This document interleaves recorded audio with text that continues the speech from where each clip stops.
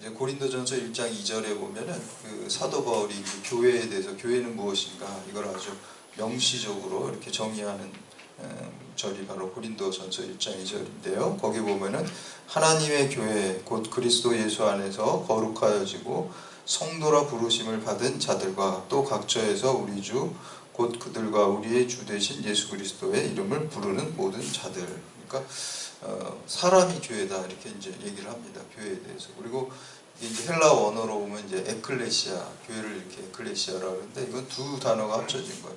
에크라는 건 이렇게 밖으로라는 뜻이고 클레아라는 건 이렇게 부르다. 그러니까 밖으로 불러낸 거예요. 그러니까 어디에 있는데 잠깐 이렇게 나오라고 밖으로 이렇게 불러냈습니다. 그래서 우리가 세상 가운데 살아가는데 하나님께서 이 세상에서 세상 중심으로 살지 말고 이렇게 하나님의 백성으로 불러낸 거예요. 우리들을. 우리는 부름받아서 하나님의 자녀가 된 겁니다. 그래서 그러한 모임, 하나님으로부터 성령과 예수 그리스도를 통해 하나님께서 우리를 부르신 거죠. 세상에 매몰돼서 살지 말고 세상 밖으로 나와서 교회 에클레시아로 살아가라 라고 이렇게 우리를 부르신 거예요. 그래서 어떤 건물이 교회가 아니라 어떤 제도가 교회가 아니라 하나님의 부르심을 받은 여러분들 한 사람 한 사람이 교회가 되고 또 이러한 모임들, 이렇게 부름받은 사람들의 모임이 바로 이제 교회가 되는 것입니다. 그래서 우리 이제 이렇게 사람으로 불렀는데 이렇게 부름받아서 온 것만 이렇게 그래서 우리가 교회는 모이게 힘쓰라 그랬죠. 어떤 모임이든 예배 모임, 찬양 모임, 또 교제 모임도 우리가 항상 모일 때 성령이 역사하고 또 부흥의 역사가 있게 될 줄로 믿습니다. 그래서 우리는 모이게 힘써야 돼요. 근데 이제 모이기만 하면은 그거는 또 성경에 나온 교회에 대해서 이제 반쪽짜리 교회예요. 모일 뿐만 아니라 또 흩어져야 돼요.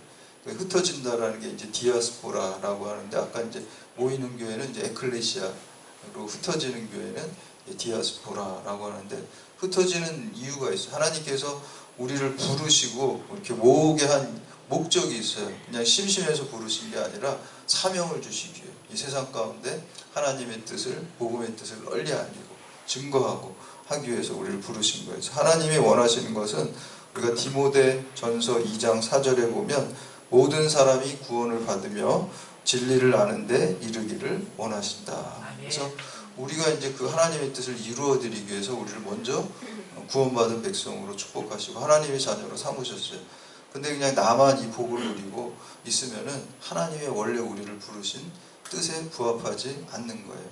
그래서 우리가 여기서 믿음 생활 잘하고 모여서 은혜 받은 다음에 이제 흩어져서 주의 복음을 전파하는 교회가 돼야 됩니다. 그래서 이 모이는 교회와 흩어지는 교회가 균형을 이루는 교회가 건강한 교회예요. 우리끼리 모여서 하나님 은혜 받고 거기서 끝나는 게 아니라 또 흩어져 나가서 내가 이제 들은 복음, 은혜 받은 은혜를 전해주는 거예요. 내 잔이 넘쳐서 축복의 통로가 되는. 그래서 이거 계속 모였다 흩어졌다 모였다 흩어졌다 이거를 잘하는 교회가 건강한 교회가 될 줄로 믿습니다. 그래서 우리 그 마태복음 17절에 보면은 예수님의 변화산 사건이 이렇게 기록되어 있어요. 거기서 이제 예수님이 이제 세 명의 제자를 베드로, 야고보, 요한을 데리고 가셨잖아요. 근데 거기서 이제 기도하는 중에 예수님이 아주 그냥 희게 옷도 변하시고 얼굴도 그냥 아주 그냥 광채가 빛나 하얗게 변화하셨어요. 그러니까 제자들이 그걸 보고 좀 초자연적인 역사를 보고 놀란 거죠. 그리고 너무 좋은 거죠. 그때 이제 베드로가 또 성격이 MBTI로 보면 완전 E잖아요. 외향형이고 아주 적극적이고 그러니까 또 가만히 있을 수 없어. 또 그런 사람 말을 한마디 해야 돼. I형은 그냥 느꼈어도 대단하다 그냥 속으로 가만히 있는데 이 E는 그냥 그걸 다 표현해가지고 또 예수님께 주님 여기가 너무 좋사오니 여기에 제가 초막 셋을 지어 드리겠습니다. 그래서 이제 예수님 변화산에서 모세하고 엘리야하고 이렇게 대화하는 걸 보고 이 얘기를 하는 거잖아요. 그래서 모세는 율법을 대표하는 거고 엘리야는 선지자를 대표하는 거잖아요. 구약 성경에 보면은 율법서가 있고 선지서가 대표적으로 있잖아요. 그리고 이제 성문서. 그래서 그 세 개를 이제 히브리어로 타나크라 그러거든요. 그래서 율법을 대표하는 모세, 선지자를 대표하는 엘리야가 있으니까 엘리야 예수님으로 해서 집을 한 채, 그리고 또 모세로 해서 그리고 엘리야로 해서 이렇게 세 채를 지어가지고 아주 우리 그냥 여기 좋으니까 여기 그냥 뿌리 내리고 영원히 여기서 합시다 이렇게 이제 모세가 얘기를 했어요. 근데 이제 예수님은 아무 대꾸도 안 하고 그냥 산으로 그냥 내려가신 거죠. 그래서 우리가 그 은혜 받는 자리, 이렇게 여러분들 이 자리에 나왔잖아요. 여기서 은혜 받고 충만해가지고 또 하나님의 사랑도 받고 또 치유의 역사도 받고 그걸 갖다가 내 잔이 그냥 차고 넘쳐서 그거를 잘 모르는 사람들 세상에 나가면 많이 있잖아요. 그러니까 다 각자 흩어져 가지고 이제는 그 우리가 받은 은혜 또 축복 또 하나님의 사랑 이거를 우리가 우리를 통해서 흘러 보내는 축복의 통로로서의 사명이 있는 줄 믿으시기를 바랍니다. 아멘. 이거를 우리가 유식한 말로 파송한다 그래요. 보낸다는 거죠. 주님이 보내시는 거예요. 제가 보내는 게 아니에요. 주님이 여러분들을 여기서 그냥 저는 도구고 여러분도 하나님의 도구가 돼요. 도구로서 사용하셔가지고 이제 주님이 보내시는 거예요. 여러분이 가정으로, 직장으로, 또 세상 가운데에서 썩어져가는 세상 가운데 주님의 사랑을 또 생명의 복음을 전하는 사명이 있게 되는 것입니다. 그래서 오늘 우리 교회는 보면은 저는 주유소 같다 그런 생각이 들어요. 주유소. 오늘 성령 강림절이잖아요. 그러니까 우리 성령을 기름에다가 비유를 많이 하는데 우리가 주유소 가면은 주유를 이렇게 한단 말이죠. 그러면 저는 이제 저도 귀찮으니까 그냥 항상 가득 채워주세요 이렇게 가득 한단 말이에요. 가득하면은 그게 계속 가득 있으면 좋은데 주유소를 나가는 순간부터 이게 주유량이 이렇게 점점 떨어지는 거예요. 그냥 순간부터. 여기를 여러분들이 은혜 충만하게 받아도 이제 세상에 나가면 그 은혜가 조금씩 떨어져. 그럼 어떻게 해야 돼? 다시 또 들어와서 주유를 꽉꽉 채운 다음에 성령의 기름을 충만하게 받아서 또 나가서 우리가 살아가는, 이게 왔다 갔다 모였다 흩어졌다 이렇게 하는 겁니다. 그게 이제 우리가 하나님의 건강한 성도로 사는 모습입니다.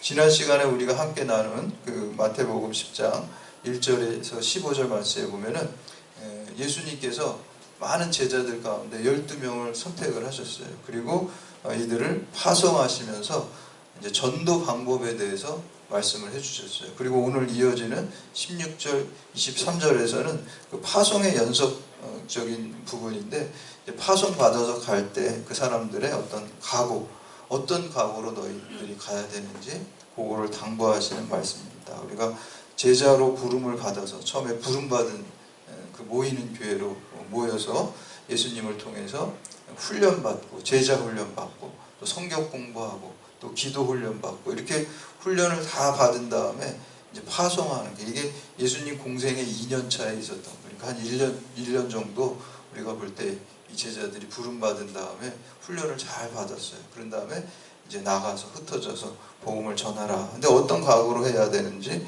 오늘 말씀하고 있습니다. 그래서 오늘 이 말씀을 통해서 12제자에만 해당되는 것이 아니라 오늘 나에게도 해당된다라고 이 말씀을 받으시기를 축복합니다. 아멘. 예수님이 이제 너희들 이제 나가서 이런 각오로 이제 살아가라, 또 전하면서 살아라 이렇게 이제 말씀하시는 거예요. 그래서 이 말씀 통해서 여러분들이 예수님의 제자로 맡기신 사명 잘 감당하기를 새롭게 각오하는 시간 되시기를 주님의 이름으로 축원합니다. 아멘. 첫 번째는 뱀같이 지혜롭고 비둘기같이 순결해야 됩니다. 이런 이야기가 있어요. 어떤 마을에 이제 고개단, 서커스단이 이렇게 돌아다녔어요. 근데 그 서커스단, 우리 옛날에도 동춘 서커스단 있었어요. 진짜 이 시골 같은데 이렇게 돌아다니면서 어떤 농한기 때 이렇게 돌아다니면서 서커스 공연도 하고 그랬습니다. 요즘은 뭐 볼 게 너무 많아서 뭐 넷플릭스, 뭐 두둥 뭐 이런 거 보고 그러니까 저기 그런 거 뭐 서커스 보러 안 다니잖아. 넷플릭스 집에서 그냥 누워가지고 보고 먹으면서 팝콘 먹으면서 보고 그러는데 옛날에 서커스 봐야 됐어요. 서커스 보고 동네에 딱 온다 그러면 다 가고 그랬단 말이에요. 근데 이제 그때 이제 서커스 어느 동네에서 하고 있는데 서커스 하다 보면은 불 같은 것도 사용하잖아요. 불을 이렇게 팍 피워놓고 거기를 뛰어다니고 막 불쇼도 하고 이랬는데 서커스 공연을 하다가 화재가 발생했어요. 불을 사용하다 보니까. 근데 이제 그때 서커스 텐트를 이렇게 친 데가 농한기 때 막 농사 막 이렇게 추수하고 막 전답에 이렇게 막 그런 곡식들을 쌓아놓은 게 있었는데 이게 확 번지면은 불이 크게 나잖아요. 그래서 이제 그 피에로가 우리 광대죠. 광대가 이제 자기가 출연하는 기다리고 있었는데 막 분장을 다 했겠죠. 얼굴에 피에로 분장을 하고 있었는데 갑자기 단장이 야 우리가 여기 불 다 못 끄니까 빨리 저 옆마을 가가지고 불이 화재가 점점 번지면 이제 옆마을도 다 타는 거 아니에요. 그러니까 와서 좀 여기 불 끄는 거 좀 도와달라고 피에로를 보냈어요. 피에로가 막 숨차게 가가지고 옆마을에 가가지고 저기 서커스 공연장에 지금 불나가지고 계속 번지는데 우리가 다 못 끄니까 당신들 좀 와가지고 도와달라고, 안 그러면 여기까지 다 불 다 번진다고. 그러니까 그 사람들이 아무도 안 믿는 거예요. 야 재밌다. 이제 사람 모으려고 아주 아이디어가 기발하다. 저런 방식으로 이제 사람을 모으는구나. 그러니까 이제 이 광대는 이제 답답해가지고 진짜 불났다고, 진짜 이거 아니라고, 진짜 빨리 와서 도와주지 않으면 거기 사람들 다 불타고 여기도 불탄다고. 그러니까 사람들이 더 좋아요. 이 완전 연기 너무 잘한다. 대종상 줘야 되겠다. 막 그러면서 막 깔깔깔 대고 배를 배꼽을 잡고 웃는 거예요.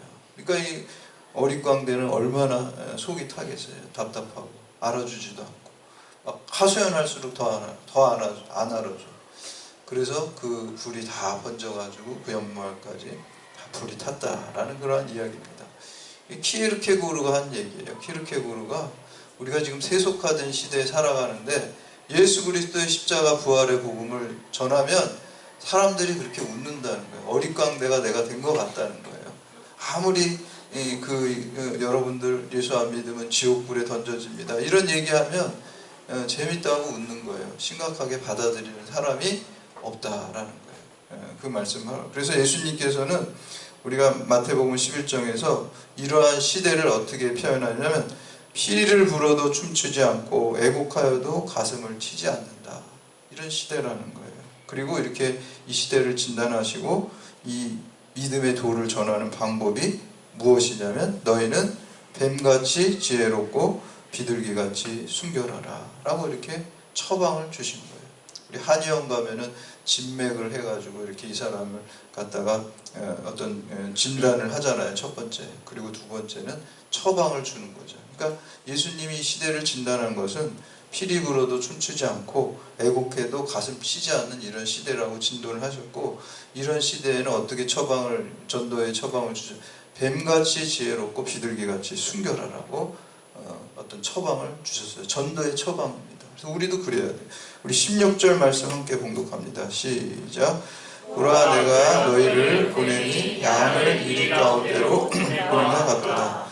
그러므로 너희는 뱀같이 지혜롭고 비둘기같이 순결하라. 아멘. 그러니까 제자들은 양과 같고 이리대 가운데다가 이 세상은 이리 같다는 거예요. 세상 사람, 하나님 믿지 않는 사람들, 불신자들, 악한 세상. 이 세상의 신은 사탄이라 그랬잖아요. 공중권세를 잡은. 그러니까 그 악한 가치관과 세계관에 쪄들어 있는 사람들에게 이 말씀 붙들고 가는 사람은 양과 같아요. 그러니까 도저히 게임이 안 돼요. 여러분, 착한 사람하고 악한 사람하고 싸우면 누가 이깁니까? 악한 사람이 이겨요. 영화에서는 착한 사람이 보통 이기죠. 근데 실제는 악한 사람이 주로 이기잖아요. 그래서 칸트도 답답해가지고 그 자기가 윤리학 하면서 하나님이 계셔야 되겠구나 뭐 이런 얘기를 하는 거예요. 그래서 왜냐하면 이 세상은 권선징악이 안 되거든요. 영화에서나 있고 책에서나 있는 것이지 실제는 악한 사람들이 다 성공하고, 당연히 그럴 수밖에 없죠. 악한 사람들은 법도 안 지키고 거짓말도 막 하고 그러니까 이기는 거예요. 착한 사람은 어때요?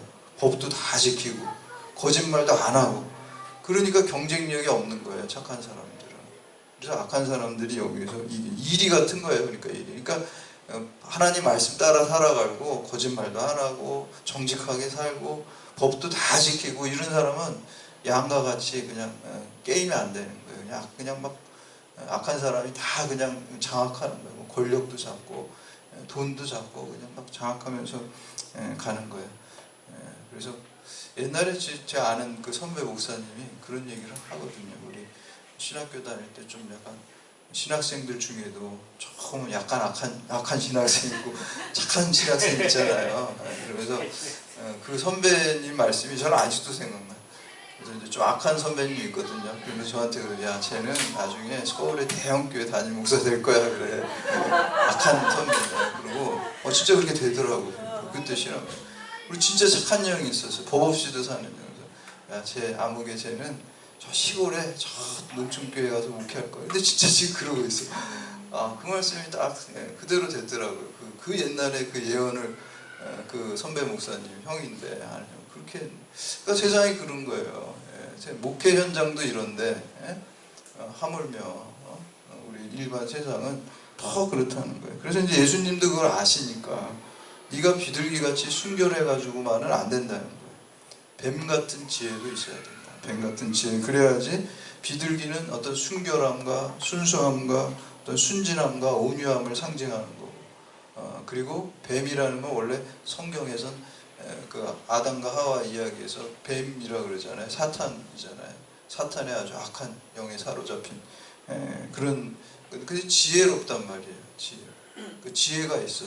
얼마나 말을 잘하고 사람들을 잘 유혹하고. 그러니까 우리가 기본적으로 두 가지가 있어야 된다는 거예요. 비둘기같이 순수한 마음 있어야 되고, 또 그 복음을 잘 전하기 위해서는 또 뱀 같은 어떤 그 지혜도 또 필요하다는 거예요. 그래야지 결실을 얻을 수 있다는 거예요.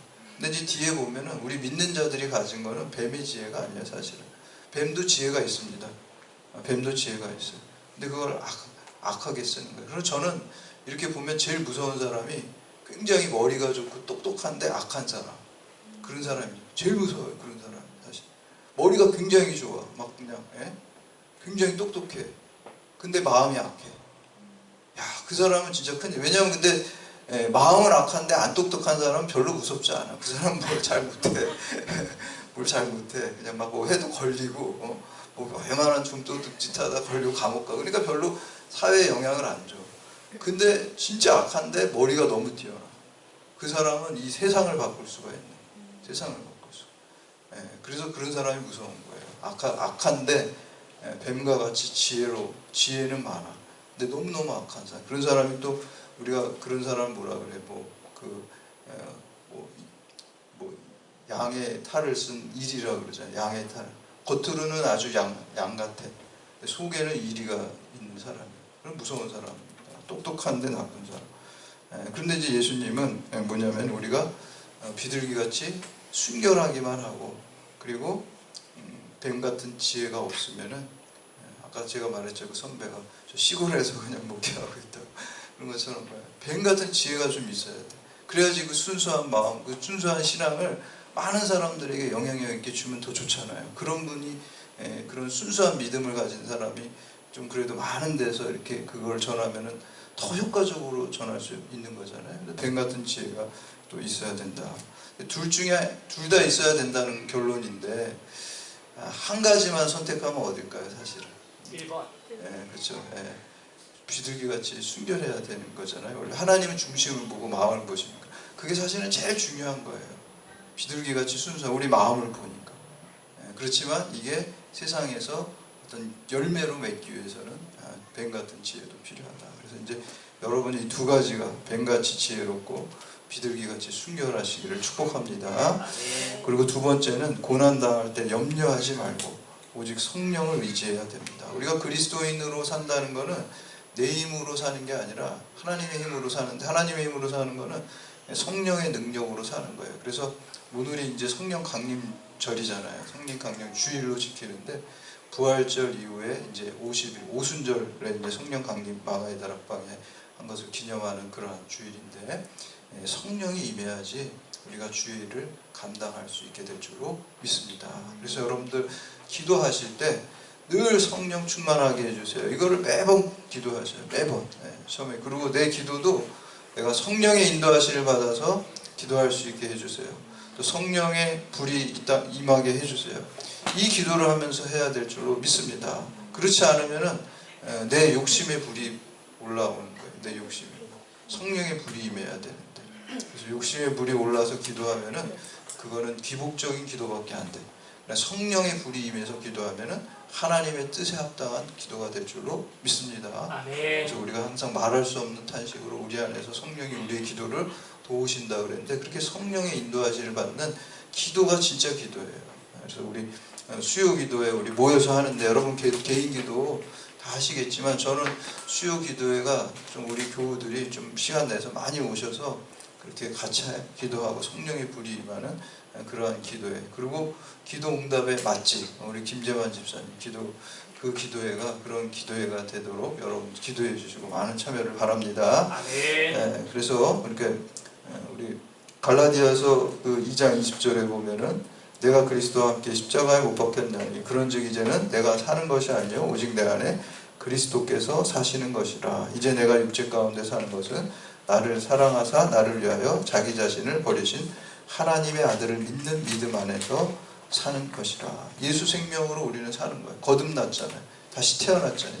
옛 죄악된 자아가 죽고 새 생명으로 예수 생명으로 산다는 것은 우리가 성령의 이끌림을 받아서 산다는 거예요. 성령의 지혜, 하나님의 뜻이 무엇인지 아는 게 지혜죠. 그리고 성령의 능력, 하나님의 뜻대로 순종하며 사는 게 성령의 능력이죠. 성령의 지혜와 성령의 능력을 갖고 살아가는 것입니다. 우리 17절에서 20절 말씀 함께 공독합니다. 시작. 사람들을 삼가라. 그들이 너희를 공회에 넘겨주겠고 그들의 회당에서 채찍질하리라. 또 너희가 나로 말미암아 총독들과 임금들 앞에 끌려가리니 이는 그들과 이방인들에게 증거가 되게 하려 하심이라. 너희를 넘겨줄 때 어떻게 또는 무엇을 말할까 염려하지 마라. 그때 너희에게 할 말을 주시리니 말하는 이는 너희가 아니라 너희 속에서 말씀하시는 이 곧 너희 아버지의 성령이시니라. 아멘. 그래서 아까 말한 그 뱀의 지혜는 결국 믿는 자들에게는 성령의 지혜입니다. 그러니까 비유를 든 거예요. 야, 저렇게 믿지 않는 악한 사람도 지혜 있잖아. 그러니까 너희들도 지혜가 있어야 돼. 근데 믿는 우리들에게 있는 지혜는 성령의 지혜입니다. 악한 사람들이 갖고 있는 지혜는 사탄의 지혜고, 우리 믿는 성도들, 비둘기같이 순결한 믿음을 가진 사람들의 지혜는 성령의 지혜입니다. 그런데 이제 오늘 말씀해보는 사람들을 삼가라. 이거는 뭐냐면은 사람들이라는 건 여기서 하나님을 알지 못하는 악한 영에 속한 사람들을 말하는, 삼가라는 거는 이런 사람들로부터 섞이지 말라는 거예요. 악한 사람들하고 자꾸 섞이면 나도 그쪽으로 따라가게 돼 있어. 우리가 금묵자흑이라고 그러잖아요. 검은 거하고 자꾸 놀면은 나도 모르게 자꾸 거기에 물들어가게 돼 있어. 그러니까 그런 사람들을 분리해서 우리 순결한 마음을 더럽히지 말라는 거예요. 비둘기같이 순결한 마음을 지킨다. 그런 의미가 있습니다. 또 이게 바로 이리와 같은 사람들은 예수 그리스도 전파하는 사람들을 핍박하고, 오늘 말씀해 보니까 총독들과 임금들 앞에 끌려가게 하고 또 이들을 핍박하고 박해한다. 그러니까 우리가 복음 전하다 보면 미움을 받게 돼 있다라고 말씀하고 있습니다. 사실 기독교가 처음에 이제 생겨나서 300년 동안은 엄청난 박해를 받았어요. 로마 제국 시대였잖아요. 그때 로마 제국에 그 어떤 기독교가 그 어떤 로마 황제 숭배도 하지 않고, 그리고 또 이제 네로 황제 때 특히 이제 코바디스라는 영화 보면 나오잖아요. 그 화재 사건의 범인으로다가 기독교인들을 지목해가지고 박해를 하는 거잖아요. 자기가 자꾸 위험해지니까 희생양으로 저 새로 태어난 기독교인들이 불질러서 그래가지고 네로가 그때 제자들 다 죽이는 거예요. 사도 바울도 죽이고, 그리고 베드로도 다 죽이고, 이게 이제 코바디스라는 영화로 만든 거죠. 그러니까 300년 동안은 계속 박해를 했어요. 기독교가 계속 순교를 했어요. 그래서 이제 카타콤이라고 지하 동굴도 만들어가고, 우리 튀르키예 가면은 갑바도키아가 막 지하 도시가 있잖아요. 그게 다 숨어 들어간 거예요. 300년을. 언제 기독교가 300년 박해 당하다 이제 좀 자유롭게 신앙의 자유가 생겼냐면 313년에 교회서 시간에 다 배웠잖아요. 밀라노 칙령 콘스탄티누스 황제가 자기가 전쟁에 나가서 싸우기 전에 꿈을 꿔가지고 키로 십자가 이렇게 있잖아요.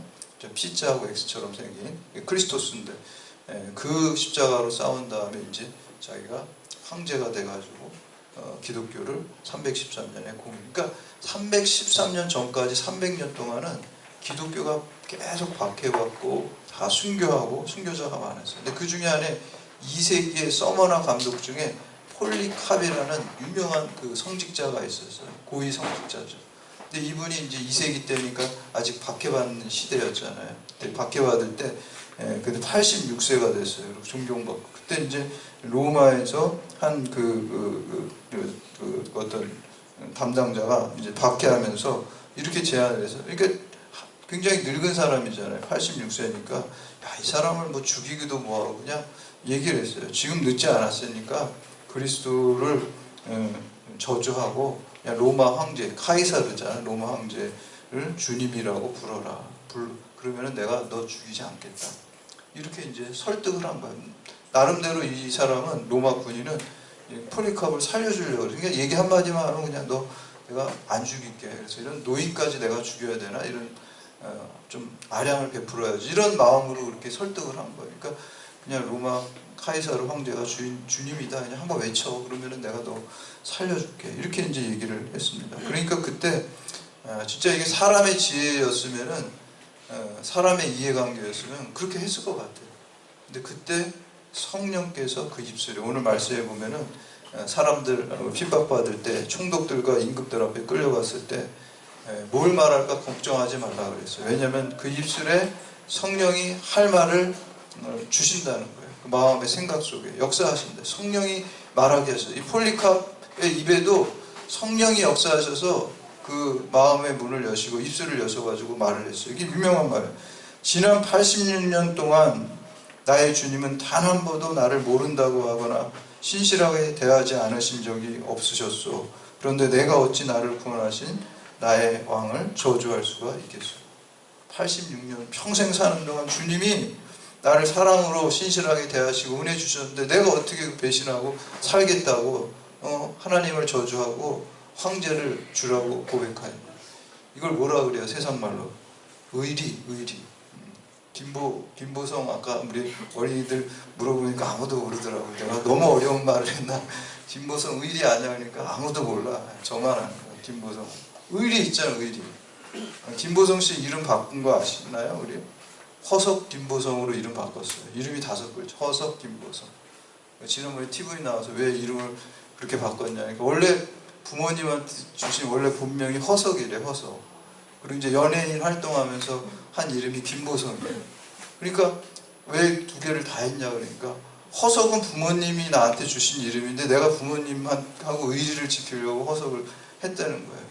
그리고 김보성은 내가 연예계 활동하면서 팬들하고 이렇게 나를 아는데 팬들하고 의리를 지키려고 또 그 이름을 썼다는 거예요. 그러니까 부모님하고 의리 지키고 연예인들 팬들한테 그 의리 지키려고 허석 김보성 이름 좀 길지만 의리를 지켜. 그러니까 그런 연예인도 의리를 지키는데 어떻게 믿는 사람이 하나님하고 의리를 안 지키면은 안 되겠죠. 그러니까 86년 동안 이 폴리카프는 하나님이 나를 사랑하시고 은혜 주셨으니까 내가 그 의리를 지키고 나는 순교하겠다. 그러니까 또 이 로마 군이 너 그렇게 하면은 내가 널 불태워서 죽이겠다. 한 번 더 협박을 하니까 그때도 성령께서 성령의 불이 그 마음을 감동하셔서 당신이 태우는 불은 언젠가 소멸되고 말지만 하나님께서 당신과 같이 믿지 않는 사람들을 위해서 한 그 지옥불은 영원히 불타오른다. 나를 어서 죽이라고 이렇게 이제 얘기를 했다는 거예요. 우리가 하나님 일을 하고 고난당할 때 염려할 필요가 없습니다. 오직 성령을 의지하시기를 축복합니다. 그리고 3번째, 예수를 위해 끝까지 견디는 자만이 최후 승리인 구원을 얻습니다. 우리 21절 22절 말씀 함께 봉독합니다. 시작. 장차 형제가 형제를, 아버지가 자식을 죽는 데에 내주며 자식들이 부모를 대적하여 죽게 하리라. 또 너희가 내 이름으로 말미암아 모든 사람에게 미움을 받을 것이나 끝까지 견디는 자는 구원을 얻으리라. 아멘. 우리 독일 속담에 끝이 좋으면 다 좋다 그런 말이 있어요. 끝이 좋아야 돼 뭐든지.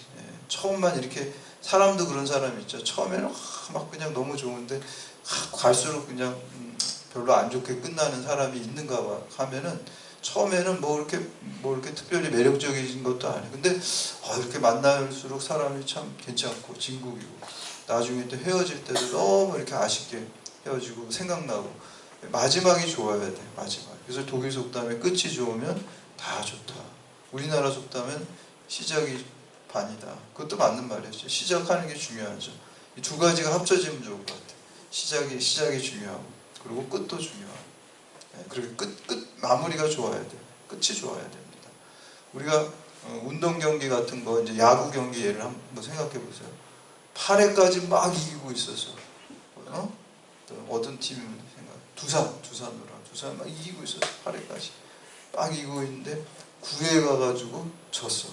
그러면은 진 거예요, 이긴 거예요? 예. 진 거죠. 예. 지금 진 거예요. 8회까지 이겨도 소용없어. 마지막에 지면 진 거예요. 끝에 이겨야지 이기는 거예요. 그래서 이제 뭐 아쉬우니까요. 8회까지 이겼으니까 뭐 승점 얼마 줄게. 그런 거 없습니다. 그런 거 없어. 그냥 그거는 진 거예요. 끝에 졌기 때문에. 모든 경기가 다 그렇잖아요. 달리기 하는 것도 끝에로 이렇게 하는 거지. 처음에 잘 달린 걸 가지고 하는 건 아무것도, 이 세상에 그런 거 하나도 없어요. 마라톤 42.195km 다니는데 어떤 사람이 스타트부터 1등으로 해가지고 42km까지 그냥 1등으로 달렸어. 근데 맨 마지막에 뭐 100m 남겨놓고 뒤에 있는 사람한테 추월당했어. 그럼 그 사람 금메달 못 탑니다. 예. 아무리 뭐 42km 1등으로 달렸다고 해서 그 공로를 인정해가지고 그냥 준 금메달 그런 거 없어요. 그 사람 금메달 못 따는 거예요. 은메달을 따겠죠. 예. 그 마지막으로 평가하는 거예요. 우리 신앙생활하는 것도 마찬가지입니다. 제가 안타까운 게 뭐 이제 뭐 목사님들도 그렇고 평신도도 신앙생활 굉장히 잘하고 존경하다가 끝이 안 좋은 사람들 참 많이 봤어요. 예. 끝이 안 좋은 사람. 근데 이제 뭐 제 생각에 뭐 제가 뭐 이렇게 섣불리 남을 판단하는 저 입장도 아니고 하나님이 다 판단하시는 것입니다. 그 사람 마음 속에는 안 좋은 이렇게 뭔가 이렇게 속인 게 있었던 것 같아요. 그게 이제 발현된 게 아닌가. 뭐 그런 생각을 해요. 안 그럴 수도 있지만 하여튼 그 안 좋은 게 결국 하나님이 그거를 밝혀주시는 것 같다는 제가 그냥 그런 생각이 듭니다. 그러니까 우리가 늘 비둘기같이 순결하고 순수한 마음, 그리고 아까 폴리캅처럼 하나님과 의리 지켜야 될 줄로 믿습니다. 의리 중요합니다. 이거 기독교적인 가치가 아니에요. 의리 지켜야 돼요.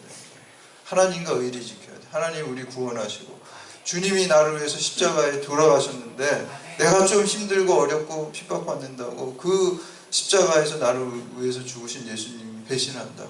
그 의리 지키지 않는 거예요. 세상에서도 안 좋고 하나님 보실 때도. 그러니까 의리를 언제까지 지켜야 되냐면 끝까지 지켜야 돼. 끝까지. 그래서 최후 승리를 우리가 여러분들 얻으시기를 축복합니다. 그래서 사도 바울도 그래서 자기가 날마다 중노라 한 게 왜냐하면 지금 잘하고 있다가 공로가 많잖아요. 하나님 상급 받을 게 많은데 맨 마지막에 딴 길로 가버리면 그 앞에 게 다 없어지는 거예요. 소용이 없는 거예요. 끝이 안 좋으니까. 끝이 좋아야 됩니다. 23절 말씀 함께 봉독합니다. 시작. 이 동네에서 너희를 박해하거든 또 정례로 피하라. 내가 진실로 너희에게 이르노니 이스라엘의 모든 동네를 다 다니지 못하여 인자가 오리라. 아멘. 이 동네에서 너희를 박해하거든 저 동네로 피하라. 라는 것은 우리가 박해가 두려워서 목숨을 보존하기 위해서 막 비겁하게 도망다니는 게 아니에요. 이게 뱀 같은 지혜입니다. 여기에서 무모하게 죽지 말고 그래도 내가 저쪽으로 피해서 거기서 또 사도 바울도 항상 우리 사도행전에 보면 맨날 도망다녔어요. 그렇죠? 맨날 죽이려고 하는 사람 맨날 도망다니면서 뭐 했어요? 계속 복음 전했어요. 그러니까 복음이 더 널리 퍼졌어요. 그리고 사실 베드로도 그러고 제자들도 예루살렘에만 있다가 박해 때문에 도망가면서 복음이 확산된 거예요. 그러니까 원래 주님께서 지상 명령으로 맨 마지막에 하신 너희가 온 유대와 사마리아와 땅끝까지 이르러 내 증인이 되리라 그랬잖아요. 근데 이제 예루살렘 교회에서 막 부흥되니까 막 설교 한 번 하면 새신자 막 3,000명, 5,000명 들어오니까 거기를 떠날 생각을 안 했어요. 예수님 말씀하셨는데 다 잊어버렸어요. 지금 새신자 교육시켜야 되고 뭐 세례 줘야 되고 지금 바빠 죽겠는데 예수님 그 말씀 기억할 시간이 없어요. 근데 언제 예수님의 말씀이 이루어지냐면 박해가 예루살렘에 오니까 스데반이 죽고 박해가 오니까 나 도망갔어. 피했어요. 피하면서 복음이 막 퍼진 거예요. 그래서 오늘 말씀에도 보면은 이 동네에서 너희가 박해를 받거든 저 동네로 피하라. 그래서 피하면서 복음을 계속 전하는 게 그게 뱀 같은 지혜입니다. 거기서 그냥 무모하게 있어가지고 죽으면은 복음이 안 퍼지겠죠. 이럴 때는 피하는 거다. 피하게 돼요. 그 다음에 이제 이게 그 뒤에 나오는 말씀이 신학적으로 많이 논쟁이 됩니다. 23절 마지막 말씀에 보면은 이스라엘의 모든 동네를 다 다니지 못하여 인자가 오리라. 이게 이제 그럼 예수님 인자가 오래 재림하신다는 거구나 이렇게 이제 해석을 해가지고 그럼 예수님 말씀 틀렸는데 이게 이제 논쟁이 굉장히 되는 말씀 중에 하나인데 여러 가지 이제 학자들이 해석해요. 첫 번째는 제자들이 온 동네 전도하기 전에 예수님 재림하신다 이런 말씀으로 하면은 맞지 않는 거잖아요. 재림 안 하셨으니까.